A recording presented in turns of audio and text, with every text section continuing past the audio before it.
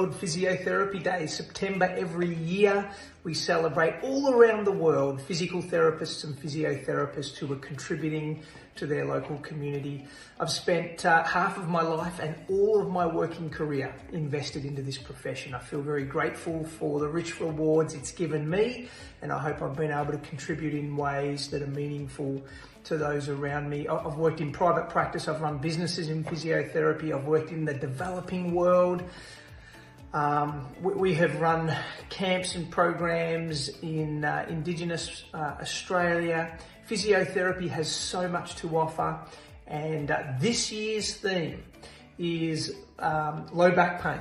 And of course, so many people, 80% of the world, suffer low back pain at some point in their life. And so, as two really quick tips just to help you on today's special occasion. Number one, motion is lotion, meaning you got to keep moving, stay mobile, be active, move within your limits, but don't get sucked into a sedentary life where you might think that rest is your friend. Actually, the more you can keep those muscles and joints moving, the longer you will be able to remain active in the decades of life, and you will only be thankful for it. It will help with your back pain. And number two is during sleep. I mean, we spend, I hope, up to 8 hours a night in a relatively static posture. You need to think about the mattress you're on, the pillow you're using. You need to think about your sleeping posture.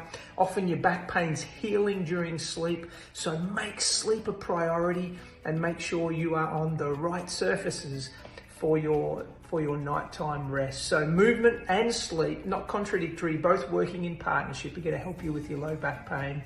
But otherwise, happy Physiotherapy Day all around the world to all my peers, my friends, my colleagues, and may we help you live longer and live better.